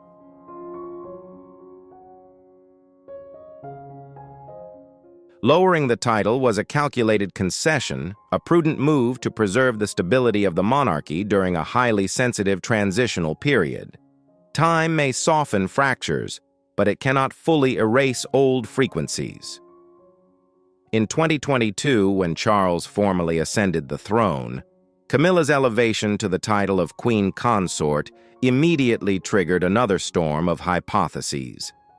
For a segment of the public still carrying Diana's legacy, this act was perceived as a profound symbolic rupture.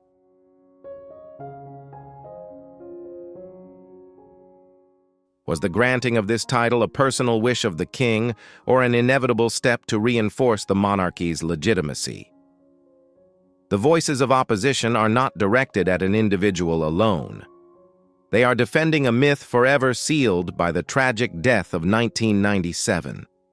In their eyes, replacing a position once associated with Diana with Camilla appears to be a form of rewriting history that not everyone is prepared to accept. Yet when we look more closely at the palace's operations, we can discern a sustained effort to recode and reinterpret Camilla as a person.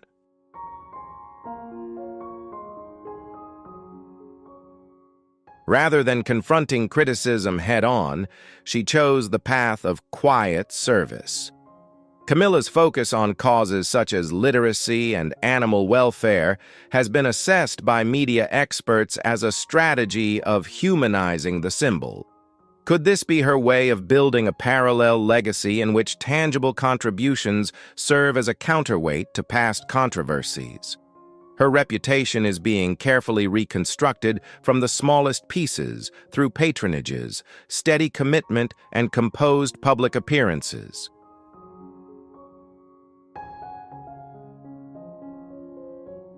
Yet no matter how great the effort, the corridors of history continue to echo with voices that refuse to fade. The past still casts its shadow over every action of the current queen. Critics ask whether present-day dedication carries enough weight to eclipse memories of the once shocking third person. Perhaps Camilla's greatest challenge is not the fulfillment of royal duties, but persuading an entire generation that she is a worthy successor to a role burdened with immense pressure and expectation.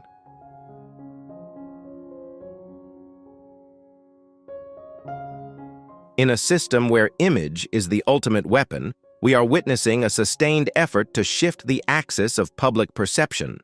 In recent years, Camilla's presence has no longer been associated with glamorous banquets, but instead with appearances in society's overlooked and uncomfortable spaces. Her focus on sensitive issues such as domestic violence is viewed by analysts as a highly strategic move. Could this be an attempt to establish a new frequency of connection with the public, one in which empathy is prioritized over historical controversy?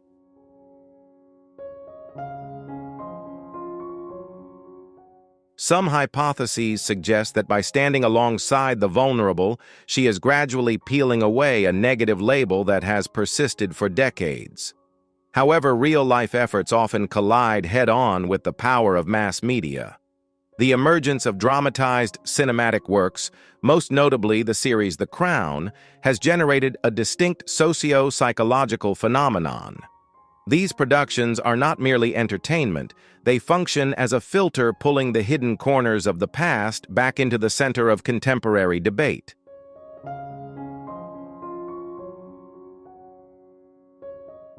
When cinema portrays a figure through shades of intrigue and hidden calculation, it inadvertently reinforces long-standing stereotypes in the public mind.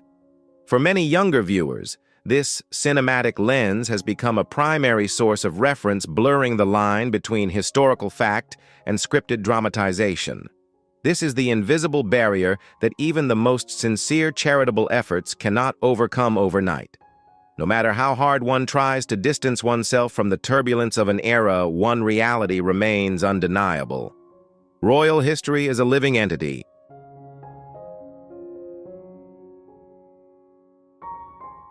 The public's continued questioning around Princess Diana is not merely an expression of hostility, but a form of loyalty to an emotional legacy.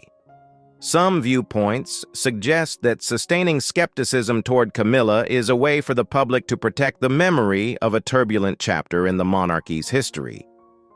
In this scenario, Camilla is not simply confronting public opinion. She is facing a ghostly legacy, one in which every present action is weighed against what has been lost.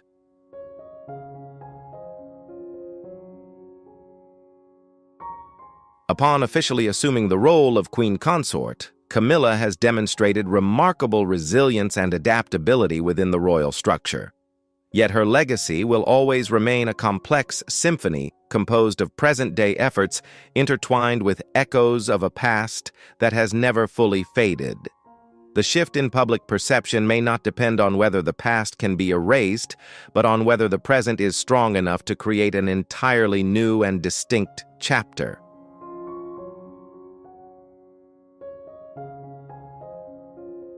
Time is a master craftsman, capable of softening even the sharpest edges of history. Observing Queen Camilla's journey, analysts have noted a quiet shift in the collective psyche. From a figure once pushed to the margins of traditional moral norms, she has carved out her own trajectory, one in which growing authority and calm, restrained action have gradually earned trust.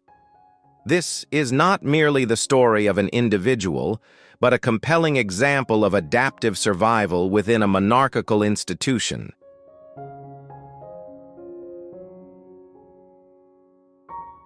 Could her presence be the very catalyst needed to shape a more modern, more pragmatic face for the British monarchy in a new era? When we examine the current power structure more closely, we see an image of Camilla built upon two pillars: atonement and perseverance. She has chosen to confront storms of public opinion through tireless service.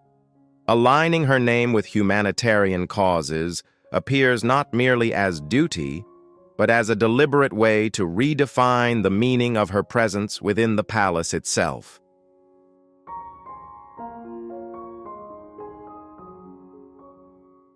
Although the past remains a persistent shadow, her dedication to community values has turned her into an indispensable component of Buckingham's current operating system. Her legacy, therefore, is no longer a single linear narrative, but a complex matrix woven from past mistakes and renewed efforts. Yet within a system that prizes continuity as deeply as the monarchy does, the presence of guardians of tradition inevitably creates resistance.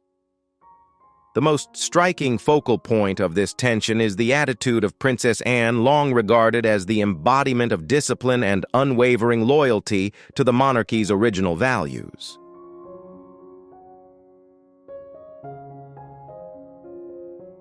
The hypothesis surrounding Anne's dissatisfaction is not merely about personal conflict.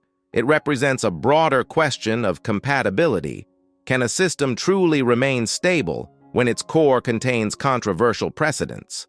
Anne's caution appears to serve as a reminder that no matter how the future is constructed, the strict standards of the past continue to exist as a form of oversight.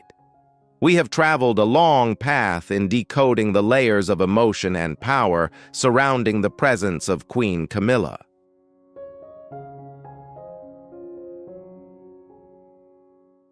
A life marked by trials, a complex path where every step is placed under the microscope of history. Faced with these data and analyses, what do you think about the fairness of our judgments? Are the firm reactions from figures such as Princess Anne a necessary defense of the monarchy's honor, or do they represent an obstacle to the inevitable evolution of the times? Is questioning the Queen's position at this stage a justified action, or should we accept change as an inherent part of the law of evolution itself?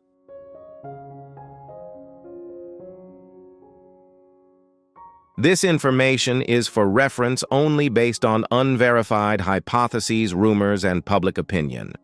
Let's discuss the issue from an objective analytical perspective.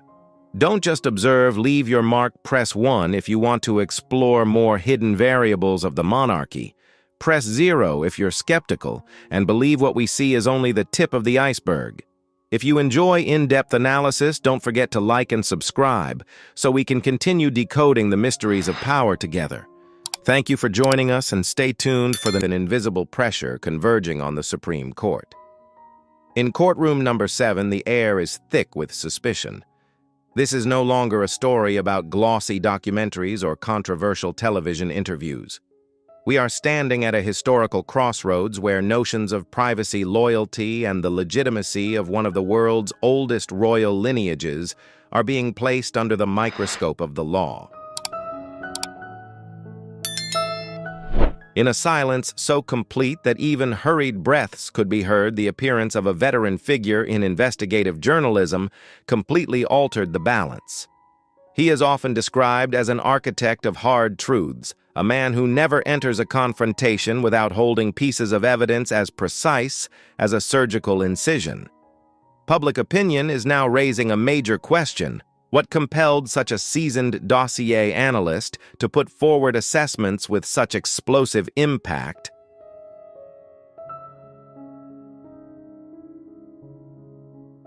Could it be that behind terms such as Operation Cuckoo lies an entire system of hypotheses about lineage and past connections long obscured by the dust of time?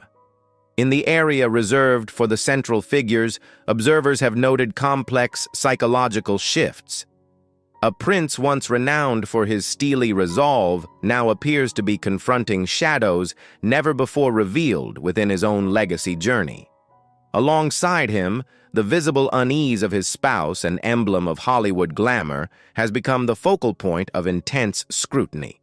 Today's video is constructed on the basis of investigative files, analyses from the international press, and hypotheses.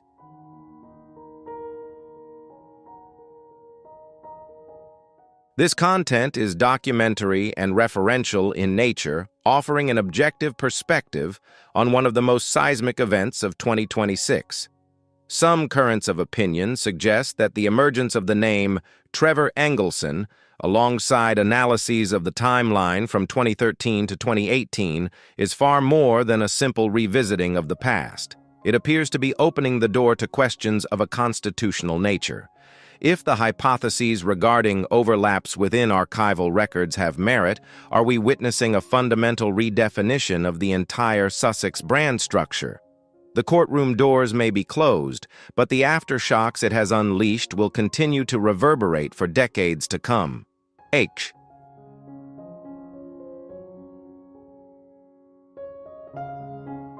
Is Operation Cuckoo a truth gradually coming into the light, or merely a harsh stress test for those who chose to step away from tradition? In a world where information and truth intertwine like a labyrinth, we are not here to declare right or wrong. We are here to witness the collapse of myths and the rise of new questions about transparency. And you, what do you see behind the tears and the sealed files in London? Leave your thoughts from the perspective of an objective observer. Don't forget to subscribe so we can continue unpacking the next set of files together.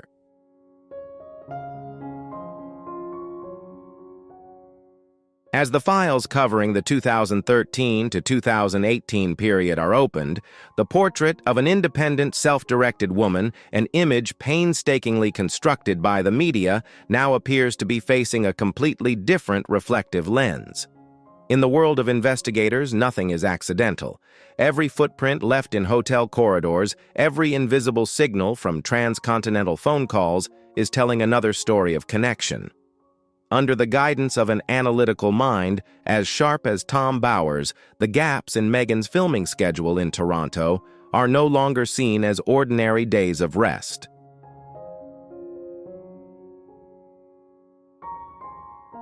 He advances a haunting hypothesis. Could the shadow of the past, the figure named Trevor Engelson, have remained present, like a silent satellite orbiting Meghan, even as new chapters of royal romance were being written? The astonishing convergence between unnamed journeys and familiar destinations from the past has created a symphony of suspicions. These are not baseless accusations, but a comparison of mechanical timelines, a method of analysis that any historian or lawyer would be compelled to take seriously.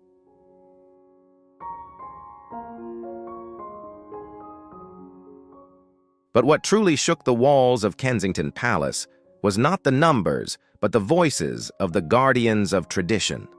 Long-serving aides, those who had devoted their lives to keeping the velvet curtains firmly drawn, now appeared to have chosen to step out of the shadows.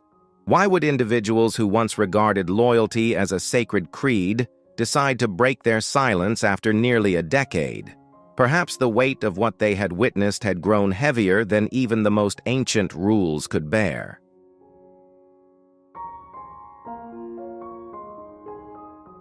Their emergence was like that of historical witnesses, offering unprecedented perspectives on what unfolded behind the glittering facade of a so-called love story of the century.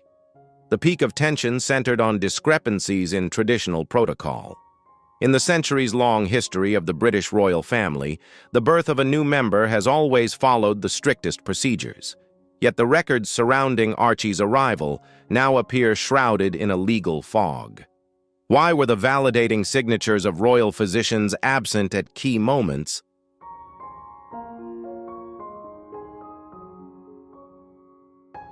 Why were core details in the birth records mysteriously altered just months later? This is not mere curiosity about private life, but an inquiry into the transparency of legacy itself. In this grand drama, the prince appears to be portrayed as the most tragic figure of all, a man standing at the boundary between absolute trust and truths that are slowly fracturing. Could it be that he is becoming the central character in a script he himself did not write?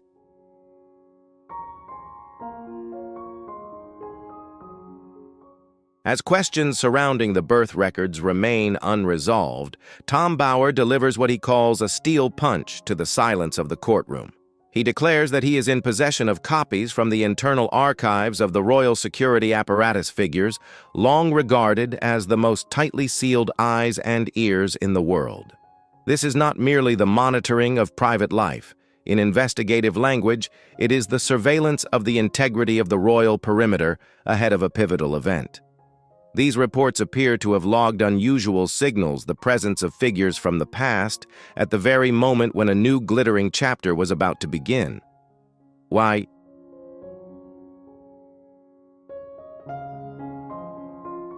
In the moment of direct confrontation with the Prince, Bower did not use the language of hatred. He spoke instead in the language of a philosopher of truth, when he stated, "The truth belongs to no one. It simply exists." London suddenly realized this was no longer a familiar family dispute splashed across the tabloids. This was a historical reckoning, a moment when masks are stripped away to reveal the true structures of power beneath. And Bower, holding the key to open Pandora's box, is leading the public deep into a connection with a figure that many had tried to erase from royal memory, Trevor Engelson.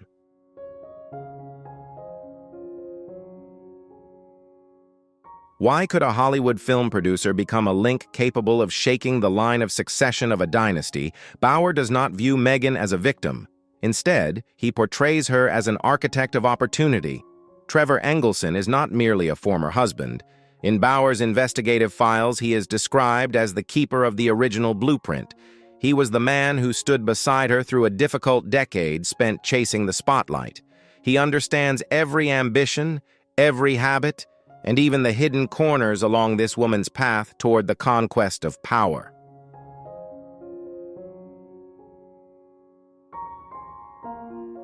Could it be that while the world and the prince himself was enthralled by a modern fairy tale, security files were quietly recording a drama staged with absolute precision? The question Bower posed before the court seemed to freeze the room. Would a skilled strategist ever truly sever an old line of contact before being certain they were securely anchored on a new island?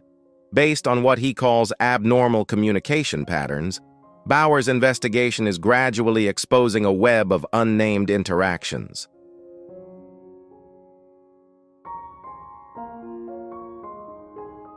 This is the very core of the lawsuit, where the truth about loyalty is weighed against personal calculation. Evidence of overlapping lines of communication not only destabilizes Meghan's position, but also raises a painful question about the prince's capacity for awareness throughout that period. The final months of 2016 through early 2017 were not merely a time of roses and flashing cameras in London. Behind the velvet curtain, Tom Bower sketches a reality of parallel digital currents, P.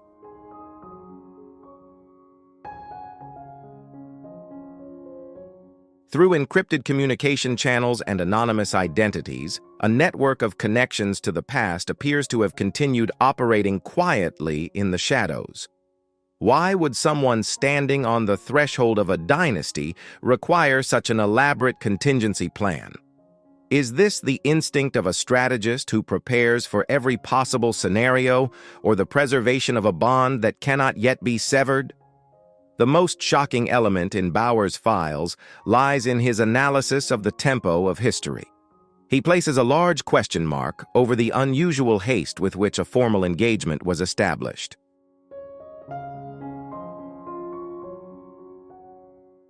In the world of dynasties, haste is often accompanied by invisible pressures from outside forces.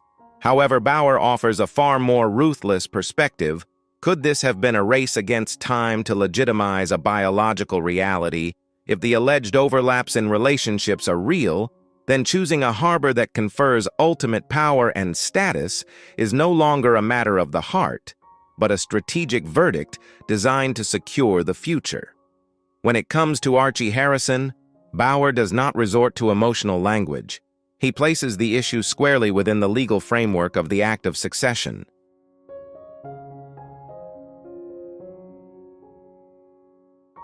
This is where cinematic plot twists transform into a national crisis. If suspicions regarding genetic congruence between the prince and the heir have any basis, we are no longer talking about a family secret. We are talking about the legitimacy of royal bloodlines and the integrity of the Constitution itself. A deviation in the genetic map at this moment could be seen as a rupture of national trust, shaking the very foundations of all privileges and titles. Bower offers an entirely new explanation for the seismic events of 2020.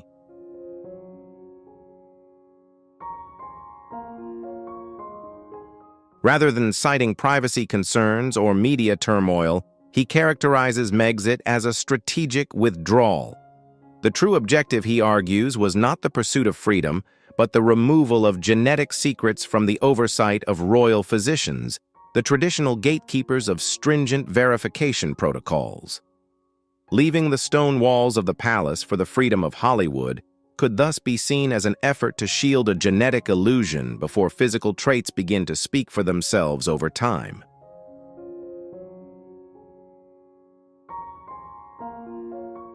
Look at the prince in that moment, the man who built a fortress to protect his family, only to now confront the possibility that he has been guarding the most sophisticated lie of the century.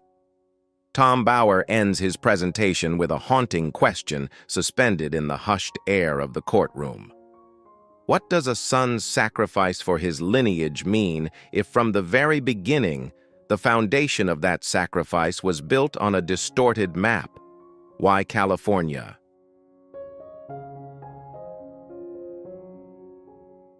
Why choose the land with some of the strictest privacy protection laws in the world? In Tom Bower's analysis, the move to America's West Coast was not merely a journey in search of personal freedom.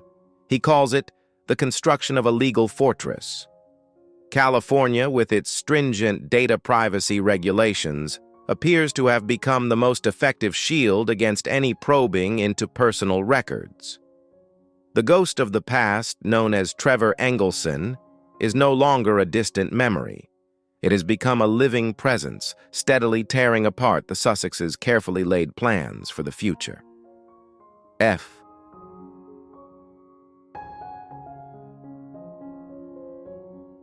Many people mistakenly believe that Buckingham Palace is a passive entity in the face of upheaval.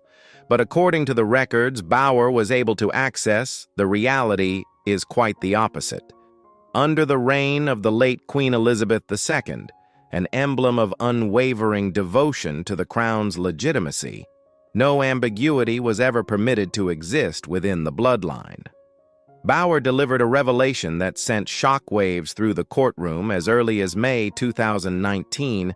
Behind the public's celebration and joy, a heritage verification protocol was quietly set into motion.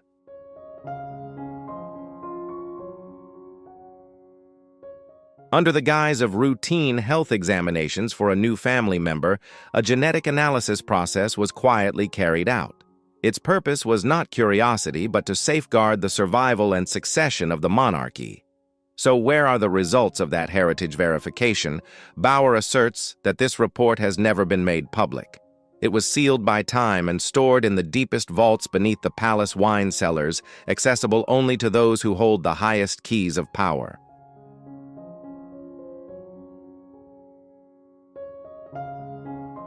The existence of this sealed report raises a painful question. Why was the truth not revealed as early as 2019?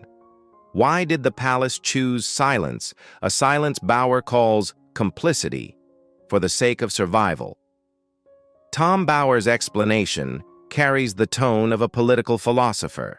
He argues that at that moment in time, exposing a deviation in the bloodline would have triggered a constitutional earthquake that no institution could have withstood. Truth, he suggests, was traded for stability.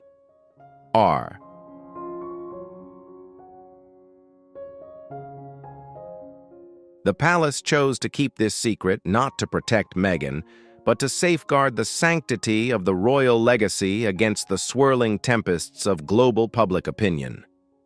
Yet that silence seems to have become a ticking time bomb, and now under the spotlight of the 2026 courtroom, the fuse has begun to burn. Imagine the collapse of an empire where the very bricks of its foundation start to shift from their places. British royal history is no stranger to such upheavals.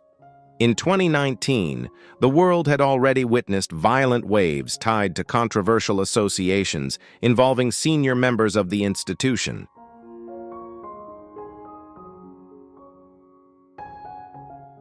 But according to Tom Bauer's analysis, that was only the visible tip of the iceberg. If a new fracture were to emerge this time, striking directly at the lifeblood of inheritance within the line of succession, then the credibility of a 1,000-year-old institution would face an unprecedented trial.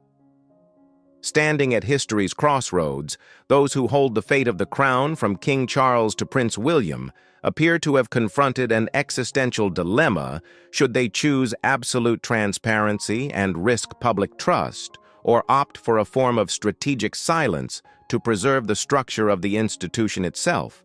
Bauer argues that the second path was chosen.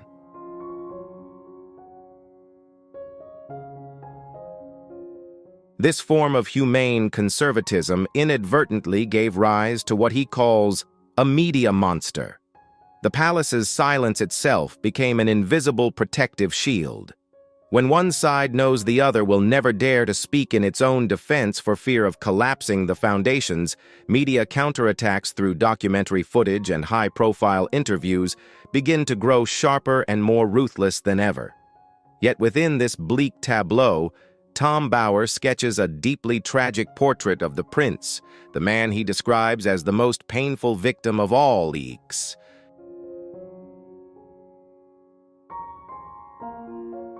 He uses the concept of a glass cage of illusions to describe Harry's reality. A man who chose to stand against the entire world, sever blood ties, and sacrifice every privilege to protect what he believes to be truth and love. But does he realize that he may be defending a meticulously constructed genetic narrative? Bauer advances a deeply unsettling hypothesis: could the pure faith of a father be transformed into a tool for a power grab, one in which he himself is entirely unaware?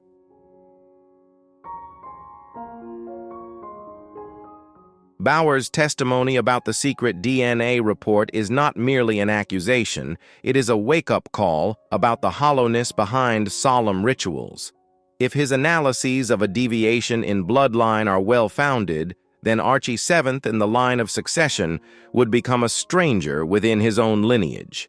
The presence of a name in the line of succession without congruence of hereditary legacy would create an unprecedented precedent in constitutional law. It would turn oaths of loyalty into looming question marks and place the entire future of the modern monarchy in an extraordinarily precarious position. Content provided for reference/hypothetical purposes only.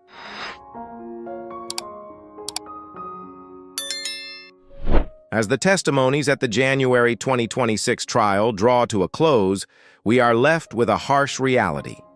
The price of the silence the monarchy has maintained for so many years is no longer gold. It has become a colossal debt, a block of explosives threatening to incinerate every legacy. In the world of dynasties, silence has long been a refined diplomatic instrument, but now it resonates like a wordless indictment. Look at the history of those residing in Montecito through a cold, objective lens.